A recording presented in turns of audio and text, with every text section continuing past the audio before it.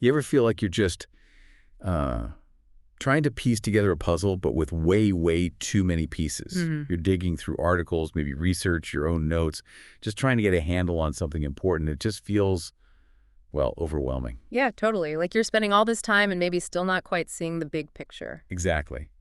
That's sort of where we come in. Welcome to the deep dive. Think of us as your guides, really. We sift through all that noise to bring you the core insights. The surprising connections, maybe even a chuckle or two along the way.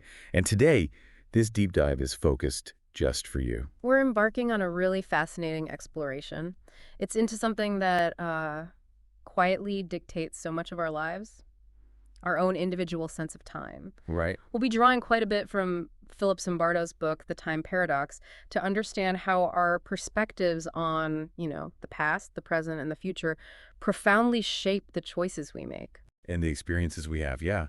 Our mission today is to really dig into how these different ways of relating to time, what happened, what's happening now, what might happen, impact pretty much everything. Mm-hmm. From our personal well-being, our relationships. To how we approach our jobs, even the big challenges facing society. We want to give you some real practical ways to think about your own relationship with time. And don't worry if you're not, a psychologist or a philosopher. We promise to keep this clear, engaging. Absolutely. No confusing jargon. Okay, let's unpack this. Let's start with this really vivid image. It sets the stage perfectly for understanding time perception. The crypt of the Capuchin monks. Oh yeah, I remember reading about this. John Boyd, one of the authors Zimbardo worked with, he visited this place. It's pretty macabre, honestly. Definitely. And he found this powerful inscription just nestled among all the skeletal remains. It simply said, "What you are, they once were. What they are, you will be." Wow. That just hits you hard, right? Instantly. Just a few words, but they make time feel, I don't know, thin, like the past and the future are suddenly right there. Breathing down your neck, yeah. Those aren't just old bones, they're like a mirror. Showing where we're all headed, yeah. Hundreds of years of history just kind of, poof, vanish. And it forces you to confront that our time here is, well, limited. Makes you think how often we just manage to not think about that at all. Precisely. It really highlights how much of our lives we navigate without truly considering the profound influence of time. Zimbardo uses this great analogy. Imagine one of those Capuchin monks suddenly waking up right now in our 21st century world. Everything would be completely alien. Chaos. Utterly foreign. Yet, in some ways, that monk might have a sharper sense of time's impact than we do. How so? Well, we're so busy scheduling, planning, marking time constantly. We often forget to step back and really think about how it shapes us. Like a fish unaware of the water it's swimming in. Exactly that analogy. Yeah. It often takes something really significant, a big event, to bring time's power into sharp focus for us. Which kind of brings up a really basic question for everyone listening. How much do we actually value this water we're all swimming in? Benjamin Franklin had a pretty famous take on this, didn't he? Remember that time is money. It's a saying we hear all the time, but when you really stop and, think about what it means. It gets right to the heart of how classical economics views time. Economics tells us basically the scarcer and more versatile something is, the more valuable it becomes. Right. Think about gold. It's just, a shiny metal, no inherent purpose, really. But it's where? Exactly. It's limited availability, and the fact we can use it for so many things, jewelry, electronics, whatever, that drives its high price.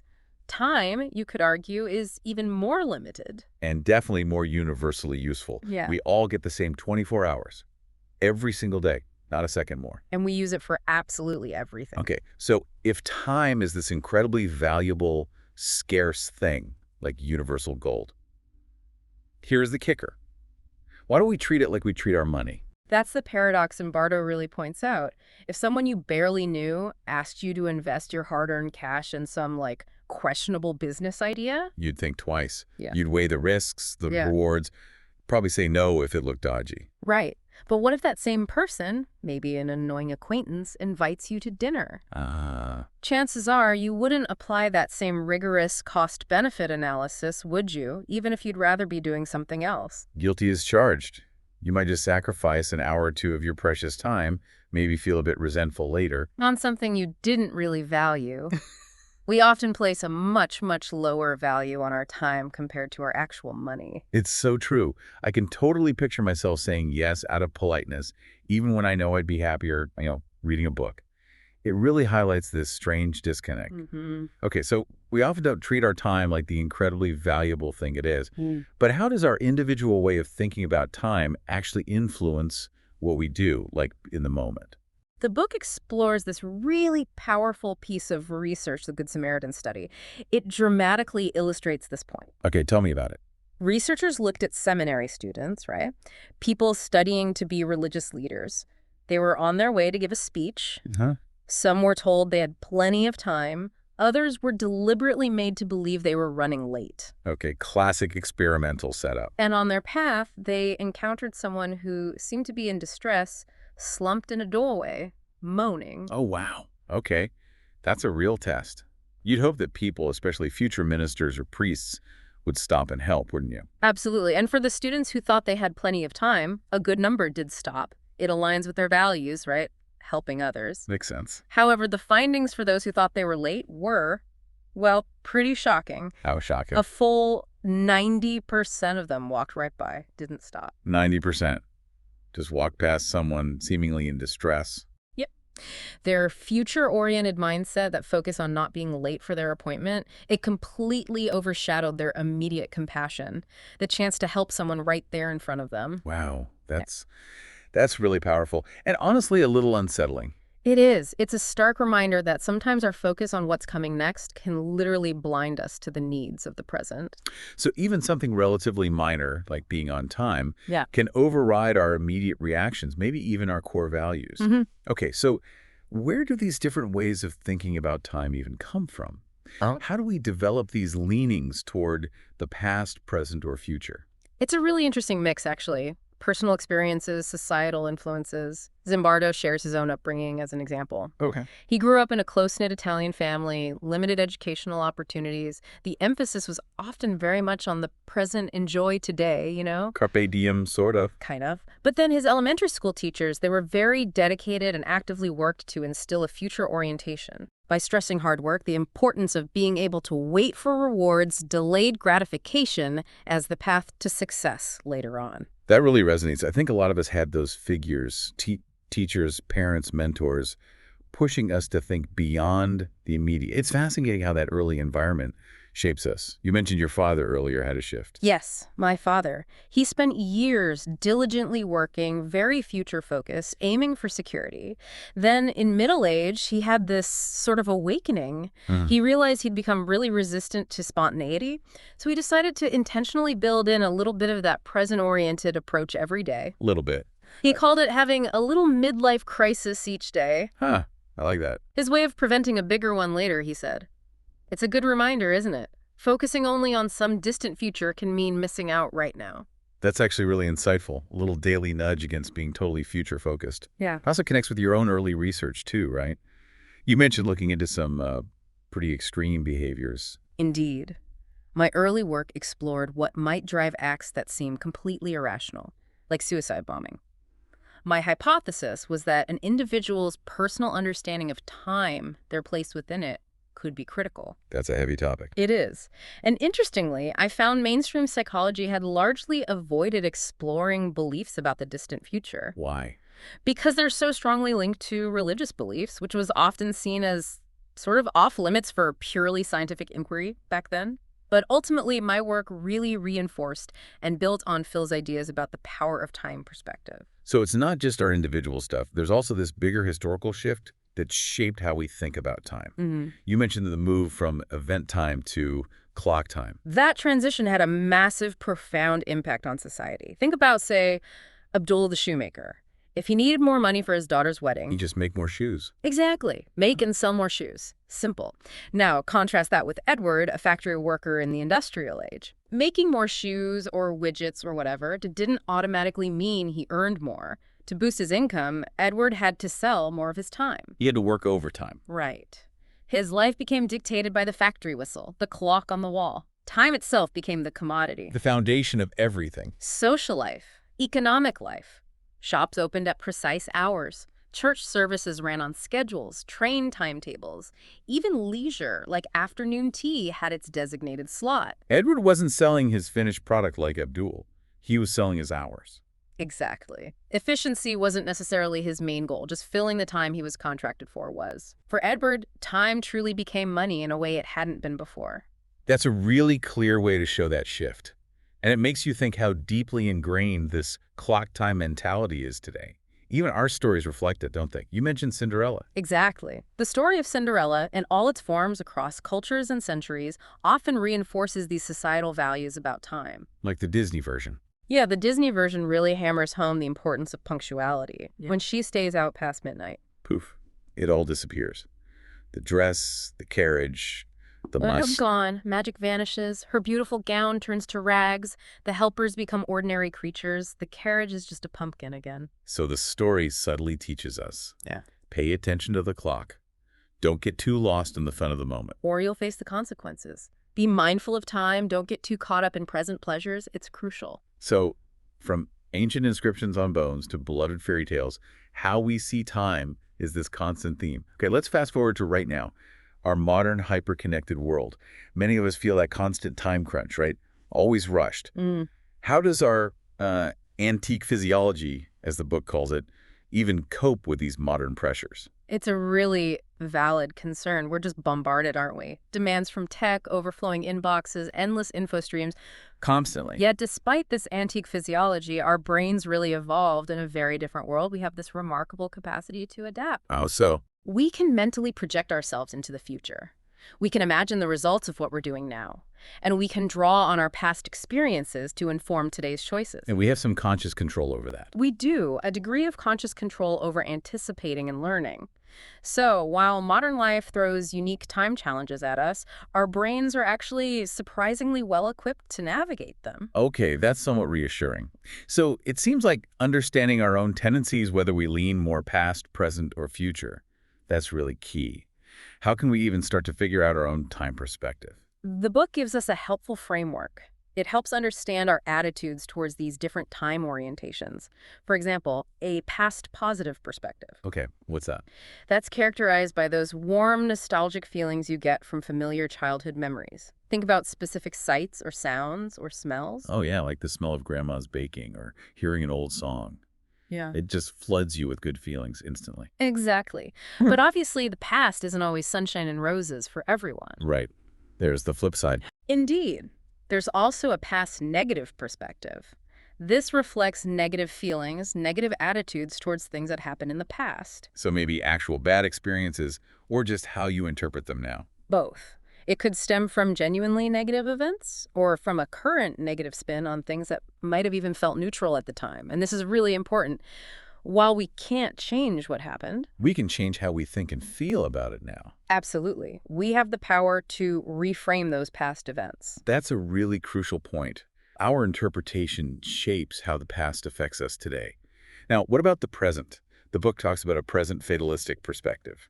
That sounds a bit bleak. It can be, yeah. The book introduces this character, Fatalistic Fred. Okay. Fred strongly agrees with statements like, fate determines much in my life, or since whatever will be, it doesn't really matter what I do. So a real lack of personal control. Exactly. And that often leads to feelings of anxiety, depression, just apathy. Fred isn't even driven by seeking pleasure now. He might take risks not because they feel good, but because he truly believes his actions won't make any difference to the future anyway. Wow, that sounds like a really disempowering way to go through life. You even included a little imagined chat to illustrate these different perspectives, right? Future Felicia, fatalistic Fred, and past positive Polly. Yes, that little dialogue really brings these contrasts to life. Felicia's all about planning for the future. Polly's reminiscing happily. And Fred's just like, why bother? Pretty much. He dismisses any effort towards a better future as pointless.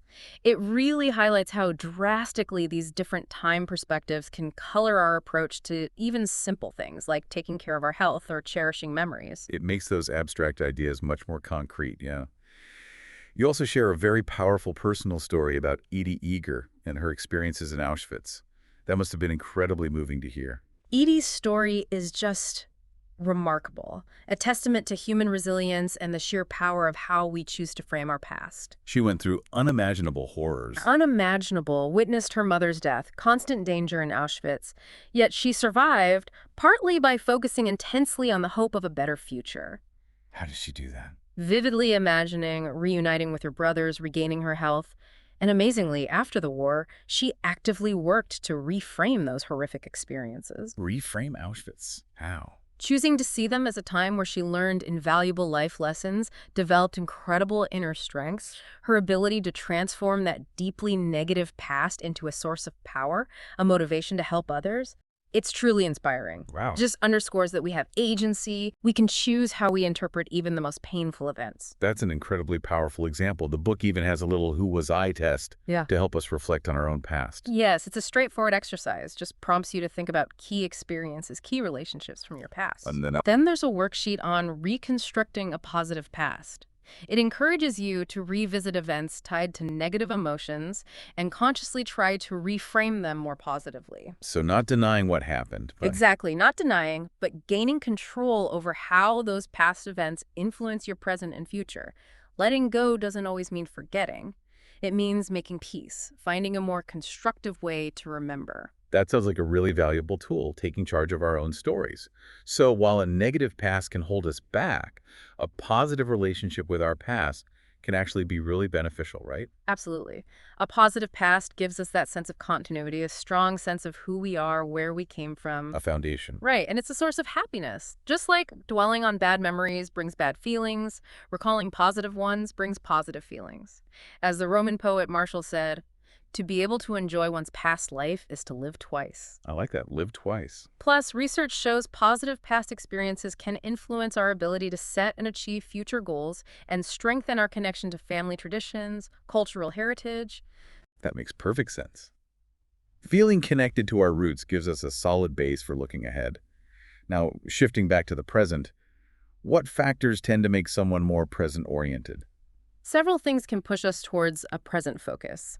In societies with a lot of political or economic instability, where the future feels really uncertain, People focus on today. naturally, why save for a future that feels totally precarious? Put off enjoyment? No. Similarly, lower levels of education are often linked with a stronger present orientation. How does education change that? Education helps us develop a sense of the past through history and a vision of the future through goal setting, understanding delayed gratification. Limited access, especially for women in some places, often correlates with a stronger present focus in that community. Okay. And finally, just a lack of consistent daily routines, like from regular work or school, that can reinforce a present orientation too. You're just focused on navigating immediate needs, not long-term planning. So it's often tied to feeling less control over what's coming. But the book also mentions a holistic present perspective, which sounds a bit different. Yes, the holistic present is more about being fully engaged in the current moment, practicing mindfulness, appreciating the here and now. Like that Sanskrit saying. Exactly. Yesterday is already a dream and tomorrow but a vision. But today, well lived, makes every yesterday a dream of happiness and every tomorrow a vision of hope. Beautiful, isn't it? It is. While maybe less common in traditional Western thought, many philosophers, poets Shakespeare, Herrick with his "Gather ye rosebuds while ye may," they stressed valuing the tangible reality of this moment. So the holistic present is about being mindful, appreciating the richness of now, a healthy perspective. Yes, recognizing the inherent power and value of the present. It's about actively appreciating the moment, not just being stuck in it out of necessity. You even had a pretty unusual personal experience that shifted your own time perception more toward the present. Something about an ayahuasca tea ceremony. Huh. Yes, that was certainly a significant departure from my normally very future-oriented self. You didn't plan to participate. Not at all. I initially felt I had way too much work waiting, but I was there at the ceremony and decided, why not try the tea? The experience led to this night where my usual future focus just completely dissolved. It became this overwhelming, intense awareness of the present. Colors seemed brighter, emotions were heightened, a profound sense of immediacy. It was a very vivid demonstration of how certain substances can dramatically alter our fundamental perception of time. Sounds like it temporarily rewired your brain's clock. But even too much of a good thing can be a problem, right? You described your own period of being extremely future-oriented, where even getting to Stanford, which looked like paradise. It felt off, yeah. Yeah. Exactly. My life had become almost entirely consumed by work. Just an ever-growing list of tasks, obligations, all aimed at future achievements. And while that brought success. It came at a huge cost. It crowded out almost everything else: time for family, friends, hobbies, simple present pleasures. Stanford, in that context, felt less like a reward and more like, I think I called it, a bleak Bronx basement laboratory. Wow, trapped in a never-ending work cycle. It starkly highlighted the imbalance that can happen with an extreme, unchecked future focus. So focused on the destination, you weren't enjoying the journey at all. Powerful image. You even experimented with hypnosis to temporarily shift people's time perspective, expand their present focus. What happened there? Through hypnotic suggestion, yeah, we were able to temporarily shift participants' focus more intensely onto the present, made the past and future feel less immediate, less relevant. And were the effects noticeable? Oh, definitely. Their language changed: way more present tense verbs, references to current stuff, fewer mentions of past or future. They also showed more overt joy, like laughter, compared to control groups. Even non-verbally. Yes, we gave them clay to mold. Those with the expanded present focus, they tended not to make specific objects with a future purpose, unlike the other groups. It really showed that intentionally shifting time perspective can alter behavior, language, even emotional state in measurable ways. That's absolutely fascinating. Yeah. Shows how deeply our time sense is wired into our actions and emotions. Now, the book also digs into the present humanistic perspective. Sounds like it could be fun, but maybe risky. It certainly has both sides. People with a present hedonistic outlook are primarily driven by immediate pleasure, enjoyment. Living for the moment. Exactly. They tend to be energetic, spontaneous, open to new things that offer instant gratification. Yes, But, there's always a but. right, this strong focus on instant rewards can have significant drawbacks. They're often less likely to prioritize long-term health, maybe skip checkups, indulge in unhealthy habits if it feels good now. More impulsive. Generally, yes. Yeah. Taking more risks in various areas, driving habits, financial decisions, you name it. So, living for today sounds appealing, but maybe not ideal for long-term well-being. You even critique traditional anti-addiction programs for sometimes missing the mark with this group. That's a really crucial point, I think. Many traditional programs heavily emphasize the future negative consequences of the addiction. Makes sense, right? Scare tactics. It makes sense if you're future-oriented, but it often falls flat with people who have a strong present orientation.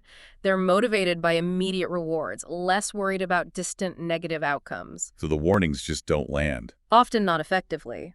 These programs rely heavily on willpower, abstract future warnings. They often fail to adequately address the powerful situational, social factors driving present-oriented people and the immediate pleasures they're seeking. That makes a lot of sense. Yeah. You can't really scare someone with the future if their focus is entirely on right now. Yeah. What about school? How does a present orientation affect students? Well, students leaning towards the present are often more likely to procrastinate, miss deadlines, need extensions. Which obviously hits their grades. Naturally. In our research, students with a fatalistic present view tended to have the lowest grades overall, followed by the present hedonists. And the future-oriented students. Consistently achieved the highest academic success. Interestingly, present-oriented students might do great in subjects they find immediately fun. But struggle in the boring required courses. Exactly. Their motivation often dips, unlike their future-oriented peers who see the long-term value of a strong overall GPA. So that ability to delay gratification, key for future orientation, really pays off academically. But you also mentioned this recurring theme. Younger generations sometimes push back against these future-focused norms. Yes, absolutely. Throughout history, you see younger generations questioning, sometimes actively rejecting, the future-oriented values of their elders. The 1960s counterculture movement is a huge example. Turn on, tune in, drop out. Precisely. That was all about shifting towards a more present, hedonistic, and holistic present state, explicitly rejecting what they saw as a conforming, materialistic, overly future-obsessed society. So there's this constant kind of tension, this push and pull between experiencing the present fully and needing to plan for the future. The book even has a simple exercise, Who Am I Now?, to help us connect with the present. That's a variation of the Who Was I test, but focused entirely on now. It prompts you. Who are you? What are you doing right now? Where are you physically? How are you feeling emotionally right this second? Just a way to ground yourself in the here and now. Simple but effective. A way to cultivate greater awareness of the present moment in your current state. Sounds useful. You even shared that example from Peru, the Time Without Delay campaign. It's amazing how deep these cultural attitudes about time run, making them hard to change. That Peruvian campaign was a big national effort to encourage more punctuality, Hmm. tackle that recognized cultural tendency towards lateness. Did it work? It faced huge challenges. Despite media attention, public awareness drives, there were deeply ingrained social norms, a kind of cultural resistance in some parts of society to sticking to rigid schedules. It really shows how tough it is to shift deep-rooted cultural perspectives on time. It's like time runs differently depending on where you are, the cultural norms. You even connect geography and time perspective, mentioning soccer styles. Yeah, it's an interesting observation, though definitely a generalization. Countries closer to the equator are sometimes stereotyped as having a more spontaneous, creative, maybe less rigidly structured soccer style. Which some might link to a more present hedonistic lifestyle. Perhaps. But, as the example of the Ghanaian team showed, bringing in a coach with a strong, future-oriented vision, emphasizing discipline, that can shift even those tendencies. Fascinating how culture and geography might subtly influence our relationship with time. Okay, let's dive deeper into the future perspective itself. You call it psychologically constructed mental state. Exactly. Unlike the past, which happened, or the present, which is happening, the future is something we actively create in our minds. Shaped by hopes, fears, expectations. Aspirations, yeah. And this mental construction is absolutely essential for success in almost anything. Academics, business, art, sports. Talent and intelligence matter, sure. But they aren't enough. Not on their own. Discipline, perseverance, a strong belief in your ability to influence future outcomes, those are crucial parts of a strong future orientation. Makes sense. You need that mental picture of what you're aiming for to drive your actions now. You mentioned some compelling studies on how our expectations can actually shape future outcomes, like the Kids Growth Spurt study, or the one about perceived attractiveness. Those studies are great examples of expectation power. In the Growth Spurt one, teachers who believed certain kids were about to bloom intellectually. They treated them differently. Unconsciously, yes. They interacted in ways that ultimately led to those kids actually scoring higher on tests. Same with the verbal communication study. Men who thought they were talking to an attractive woman behaved in ways that elicited more positive, engaging responses from her, even though the attractiveness was manipulated. So our future expectations influence our present behavior, Mhm. which then affects the future outcome. Exactly. Believing in a positive future can almost become a self-fulfilling prophecy. So what cultural factors tend to nurture this future orientation? Certain things stand out. Specific religious backgrounds like Protestantism and Judaism often emphasize values like hard work, thrift, education as pathways. Pathways to a better future. Right.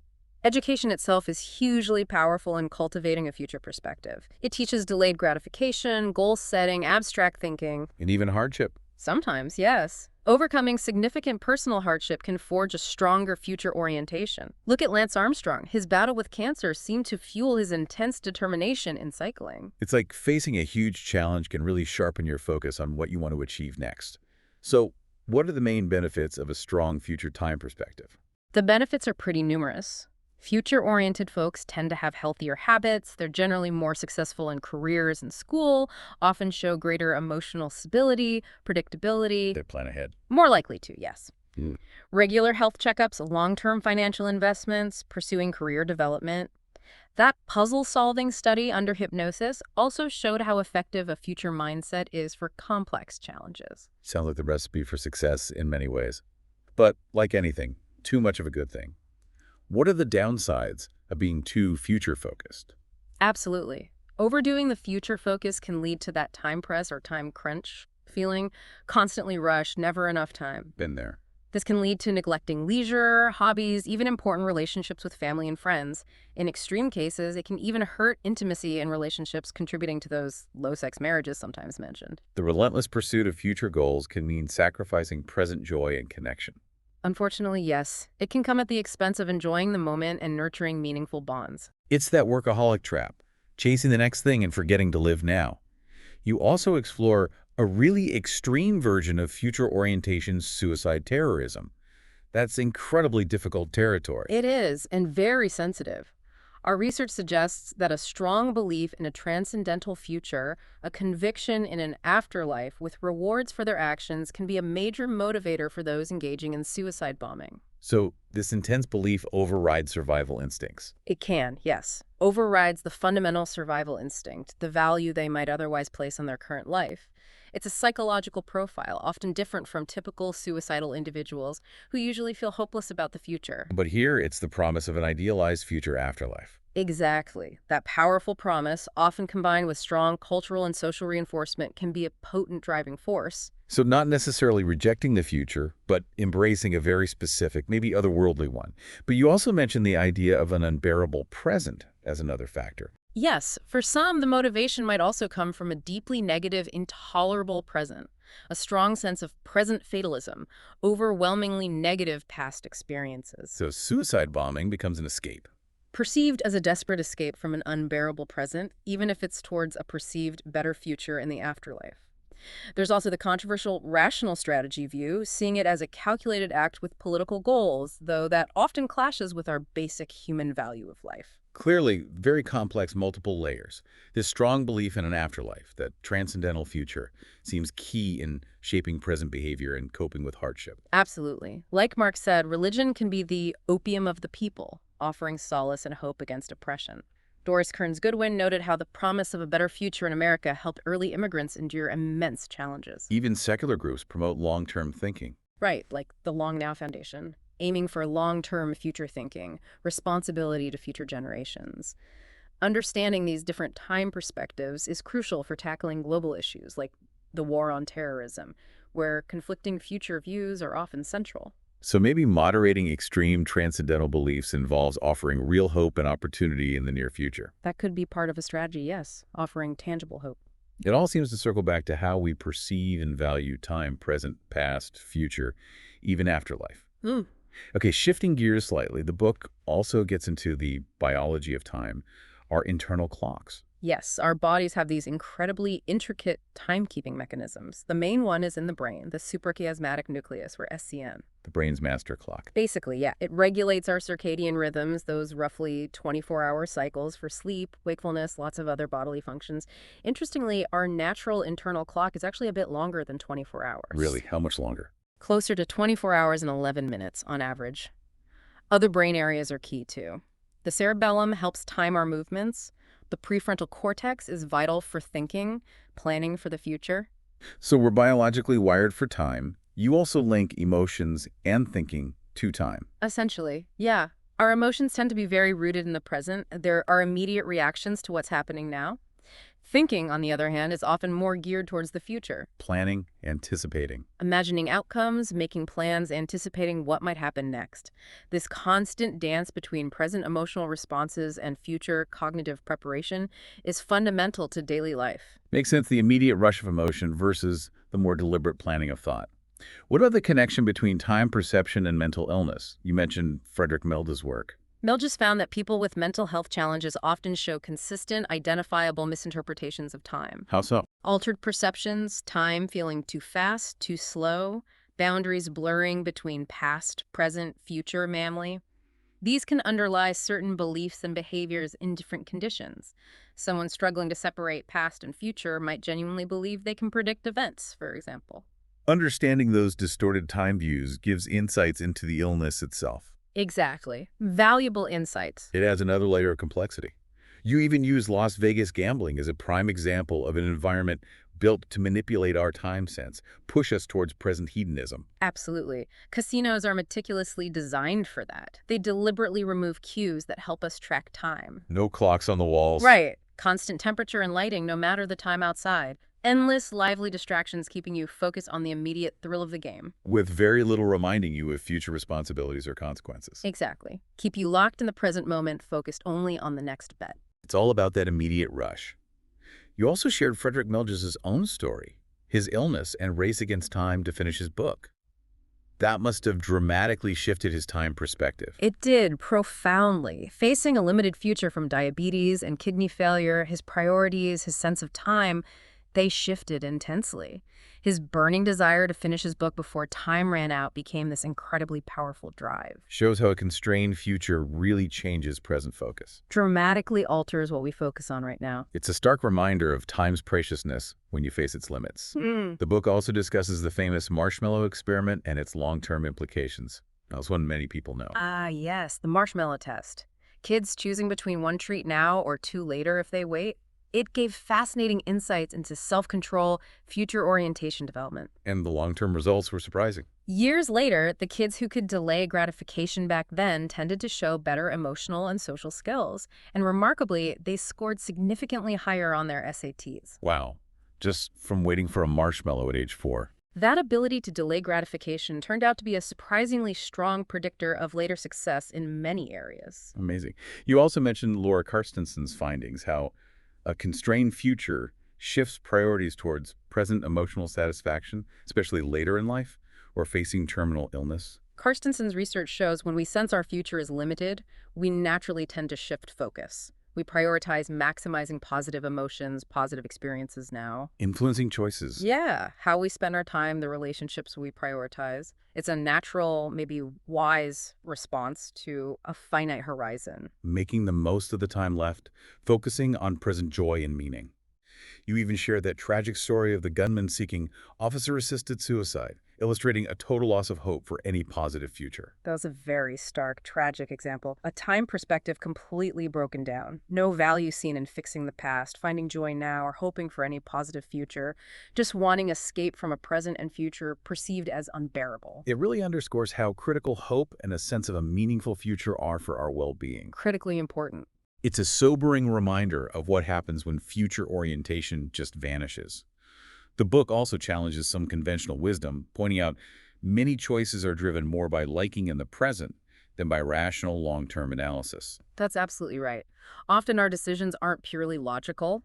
We buy the car we like the look of, take the job that feels exciting initially. And then justify it later with logic. Exactly. Rationalize afterward. Sometimes the response is almost automatic, driven entirely by a present feeling of attraction or aversion. That gut feeling, overriding the pros and cons list. Yeah. You even mentioned surprising financial findings, like the success of 100% equity retirement funds historically, and that smarter people aren't always wealthier. Those examples do challenge common financial beliefs. Long-term historical data does suggest that investing solely in stocks consistently yielded much greater returns over time than conservative portfolios with bonds, makes 100% equity surprisingly effective long-term. And the smart but not wealthy finding. While higher IQ often correlates with higher annual income, it doesn't automatically mean greater wealth accumulation over time. Other factors, a long-term financial view, consistent saving habits seem crucial for actually building wealth. Definitely makes you rethink some assumptions. Yeah. You also paint that picture of the busy baby boomer lives, highlighting that constant time pressure feeling. The boomer generation, often highly educated, ambitious careers, frequently experience that relentless cycle, juggling demanding jobs, family, social lives, leading to that persistent, overwhelming sense of never enough time. Always trying to cram too much in. You also share that poignant anecdote, the successful businessman realizing his personal life was empty despite professional achievements, really stresses finding balance. That individual's realization really highlights the potential hidden costs of extreme future focus, especially professionally. Great external success, material wealth, but neglecting personal relationships, inner well-being, present joys can lead to profound emptiness. It just highlights the need for a balanced approach, considering all aspects of well-being, not just career goals. Exactly. Thoughtfully considering the whole picture. It's that classic trade-off, sacrificing now for a future that might not bring the expected happiness. The book even offers guidance for reorienting time perspective in retirement, when that future work focus fades. Retirement is a unique chance for many to intentionally rebalance. Often this means consciously dialing down the future work focus and actively increasing present hedonism. Enjoying leisure time, pursuing pleasures. Right, while also cultivating a richer past positive view, reflecting on accomplishments, cherishing good memories. Finding new sources of meaning and purpose beyond the job is also crucial. Like volunteering, creative pursuits, connecting with younger people. Those often prove particularly beneficial for a fulfilling retirement. Finding new ways to fill time, maintain purpose and connection. It's about finding new ways to structure that time. You even mentioned Freud's provocative view of being in love as very present-oriented. Yes. Freud famously, maybe controversially, called being intensely in love a special case of mental illness, characterized by a very strong present focus, where long-term thoughts, future consequences are often ignored. That blissful, all-consuming state where only the present moment with the loved one Pretty matters. much dominates everything else. That intense, can't think about anything else feeling. But that initial passion usually fades, doesn't it? How does time perspective shift in longer-term relationship? As that initial intensity naturally wanes, the past shared memories, history, and the future shared goals, dreams as a couple become increasingly important for sustaining the bond. And that transition can be tricky. Sometimes, yes, especially if partners have very different inherent time perspectives. One present hedonistic, the other future oriented. Even simple joint decisions can cause tension. So what's important? The book stresses partners being fully present with each other during disagreements, not lost in rehashing the past or making vague future promises. Ultimately, a healthy relationship time perspective, like a healthy individual one, needs balance. A positive view of the shared past, enjoying the present together, and a shared vision for the future. A dynamic balance of all three. It's about navigating those different needs as a couple. The book also explores the link between happiness and time perspective, referencing that study comparing lottery winners and accident victims. Right, that well-known study had a surprising finding. Big external events, even winning the lottery or a life-altering accident, have a relatively limited long-term impact on baseline happiness. So lottery winners weren't much happier long term. Significantly happier than average after the initial buzz wore off. And accident victims, though initially less happy, still reported happiness well above neutral after adjusting. Suggesting our internal state, our habitual way of relating to time, matters more than external events. It seems to play a more crucial, enduring role in our overall happiness, yes. Our internal disposition matters hugely. So our internal state and how we process time have a more lasting effect. The book also highlights Sandra Lubomirski's research on boosting happiness, linking her strategies to time perspectives. Lubomirski identified 12 key activities shown to boost happiness. And interestingly, each one aligns with a particular time perspective. Like what? Practicing gratitude connects strongly to past positive. Savoring pleasures is pure present hedonism. Setting meaningful goals is clearly future orientation. So it underscores needing a balanced time perspective to access all paths to happiness. Exactly. Relying too heavily on just one temporal view can inadvertently close off other valuable routes to well-being. It's about drawing on all three, past, present, future, to cultivate a happier life. The book even uses the Enron scandal as an example of how a collective, narrow, present focus in business can lead to disaster. The Enron execs, with their intense, almost singular focus on short-term profits, quarterly earnings, they essentially created this corporate virtual casino. Where ethics, long-term thinking went out the window. Largely disregarded. Their collective present orientation fostered an environment where questioning the short-sightedness was marginalized, even silenced. The company's implosion is a stark, cautionary tale about the dangers of a business culture lacking a balanced time perspective. A powerful reminder that a purely present focus, especially driven by greed, can have devastating consequences. The book also touches on economic scarcity and how time's pricelessness is the great equalizer. Yes, while economics often focuses on scarce material resources, time is unique. Absolutely scarce, universally distributed. We all get the same amount each day. Regardless of background or wealth, its inherent pricelessness makes it the ultimate equalizer. We can't buy more time, but We can learn to use the time we have better. that's the empowering realization. Use it more meaningfully, more effectively. It's a level playing field in that one key respect. The book also warns against relying solely on future predictions in business and finance, mentioning financial advisor success being partly chance. Accurately predicting the future in complex fields like business and finance is incredibly hard. While some have real expertise, a significant chunk of perceived forecasting success, statistically, Can be attributed to random chance, market fluctuations. exactly, not necessarily consistent predictive skill. It's a reminder to approach even impressive track records with healthy skepticism. A good dose of humility about predicting the future. You also share that interesting story about Phil Zimbardo inviting Malcolm X to speak to his class, showing leadership's power to shift future perspectives. That event really highlighted leadership's transformative power, shaping individuals, even communities' visions of the future. Malcolm X, through his words, convention, activism, He shifted aspirations. significantly shifted the future perspectives of many in the African American community, inspired hope, a vision for a different, more just future. Shows how influential figures can redirect our collective focus. The book also discusses a potential dark side of power, powerful people slipping into present hedonism, leading to poor decisions. Power can sometimes subtly shift time perspective, potentially lessening concern for long-term consequences, increasing focus on immediate gratification. Leading to temptations. Yeah, Bad choices. it can manifest that way.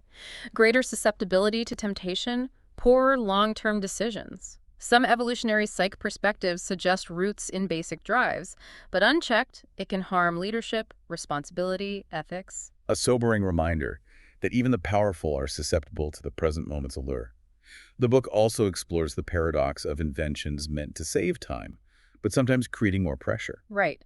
Tech inventions often aim to make us more efficient, free up time, but frequently we just end up cramming more activities in. Increasing the feeling of being rushed. Ultimately, yes, increasing the sense of pressure. They can also inadvertently displace important but non-urgent activities. Having clear future goals can act as an anchor. Helping us avoid that technology trap and maintain balance. Exactly. Maintain a better balance in how we use our time. It's about being intentional with the time tech saves, not just filling it automatically. You also share perspectives from Wynton Marsalis and Bill Gross on their work in time management. Interesting real-world takes. Both Marsalis in music and Gross in finance emphasize the critical importance of dedicated, consistent practice and a long-term perspective. While also needing to be present and adaptable now. Precisely. Marsalis talks about the groove in jazz needing both deep tradition and spontaneous creativity in the moment. Gross highlights investors needing to analyze both short-term fluctuations and long-term trends. It's that blend, prepared for the future, fully engaged now. The book reiterates balancing present and future goals in life and business, using that double-or-nothing bet from prospect theory. That classic Kahneman and Tversky example beautifully shows our inherent risk aversion when facing a certain gain, even with an equal chance to double winnings or lose it all. Many prefer to secure the initial gain. Yes, highlighting how our psychological framing of time and future outcomes significantly influences present decisions. Underscores the different weight we give the immediate present versus the uncertain future. The book also raises the issue of a made by futures for futures syndrome in society structures, potentially disadvantaging present-oriented people, like welfare time limits. Because our society often values and rewards future-oriented behavior, our systems and policies can sometimes unintentionally hurt those with a more present focus. Welfare time limits, for instance. Might assume a quick return to self-sufficiency. Right, designed with a future-oriented person in mind, perhaps, but could disproportionately harm present-oriented folks who might need more sustained support. Important point, how dominant societal time views impact policy design. The book concludes by introducing the concept of actively resetting our psychological clocks, developing a balanced time perspective. Ultimately, the core message is to encourage cultivating an ideal, balanced perspective, drawing thoughtfully on the strengths of past, present, and future. Acknowledging it takes effort. It acknowledges shifting ingrained attitudes takes conscious effort, doesn't happen overnight, but it's presented as a profoundly worthwhile journey. Leading to a longer, fuller, happier, more successful life. That's the potential outcome, yes. Finding that personal sweet spot, learning from the past, living fully now, planning thoughtfully for the future. The book even shares that funny anecdote about the evasive hitchhiker, Mo, illustrating different perspectives on planning. Huh. Yes, that brief encounter captured the friction perfectly. When people operate with totally different approaches to future planning and communication, Mo's consistent vagueness about his destination. A present-oriented approach clashing with the driver's future-oriented need to plan. Exactly. Clashed directly with the driver trying to make logistical plans. A funny reminder, our time perspectives shape even casual interactions. You also recount Phil's personal hypnotherapy experience and his "I am going south" mantra tools he used to shift away from a dominant future focus. Those were deliberate strategies I used, yes, to actively counteract my own deep, future-focused tendency and intentionally bring more present awareness into daily life. So the hypnotherapy gave an experience of the expanded present. A direct, impactful experience. And the simple, "I am going south" mantra became a portable tool, readily accessible to recalibrate, remind myself to appreciate and engage with the present more fully. Finding those personal anchors to nudge your perspective. The book also tackles the argument that time orientation might be genetic, referencing Edward Banfield's controversial views, but ultimately refutes it. While there might be subtle inherent temperamental differences, the overwhelming evidence suggests our dominant time perspectives are primarily shaped by experience, culture, learned So habits. they aren't fixed, they're modifiable. Not fixed or immutable, they can be consciously examined and with effort intentionally modified. That's really empowering. We have agency. The book even gives specific advice for present hedonists, tempering immediate focus with mindfulness, considering future consequences, and introduces time perspective reconstruction therapy for negative past experiences. For present hedonists, yeah, the advice is about intentionally adding moments of mindfulness, consciously thinking about long-term consequences of immediate actions. Time perspective reconstruction therapy offers practical ways to actively reframe negative past memories more positively. Reducing their negative emotional impact now. Exactly. The example of the woman's memory of her father's rejection shows how a more nuanced, compassionate reinterpretation can bring emotional freedom now. Finding healthier balance, healing past wounds. You even briefly mentioned literary works like Beckett's Waiting for Godot and Shakespeare's Macbeth reflecting on time and the human condition. These enduring masterpieces offer deep, thought-provoking reflections on our experience of time. Themes of meaninglessness, transience, the relentless passage of time itself. Holding up a mirror to our own temporal anxieties. The book also presents findings from surveys in '87 and '08, showing consistent feelings of busyness and sacrificing well-being when feeling rushed. Despite huge tech advances between those surveys, feelings of being busy, pressed for time, remain surprisingly consistent. A persistent tendency to sacrifice essential sleep, hobbies, time with loved ones to keep up with perceived pressures. That constant feeling of running on empty. The book concludes the real answer isn't just external strategies, but changing our internal attitudes towards time. Ultimately, yeah, the key to easing time pressure, living a more fulfilling life, lies in fundamentally shifting our internal relationship with time. Learning to appreciate the past, engage mindfully now, be guided by a clear future vision. Not just better schedules, but transforming how we perceive and value time itself. Exactly. The past positive perspective, for instance, is consistently linked with positive attributes, greater well-being. It's about transforming perception. So the real solution isn't just more lists or faster gadgets, but a fundamental shift in how we think about and experience time. Precisely. Time offers three distinct paths to happiness: positive reflection on the past, mindful engagement in the present, and purposeful planning for the future. The truly wise approach embraces and cultivates all three. Creating a balanced, harmonious time perspective serves both individual and collective well-being. So as we bring this deep dive to a close, it's just crystal clear, isn't it? The power of our individual time perspective, how we relate to past, present, future. It has this truly profound, often unconscious impact on pretty much every single aspect of our lives. Understanding our own dominant time perspective is really the first, most crucial step towards consciously creating a more fulfilling, more meaningful life. Absolutely. By recognizing our own biases, our tendencies in thinking about time, we can actively work towards cultivating that more balanced, healthy view, intentionally harnessing the unique strengths and benefits each temporal orientation offers. And on that note, here's a final thought for everyone listening to really chew on. Considering all these different time perspectives we've explored, which one might you consciously choose to cultivate more intentionally in your own life? And what specific steps might you take to actually do that? What a small but significant shift in your attitude towards time could potentially unlock greater happiness, maybe success, or just a deeper sense of fulfillment for you. Thank you so much for joining us on this deep dive into the fascinating complexities of time perspective. We really encourage you to continue exploring how your own unique relationship with time shapes your experience of the world around you.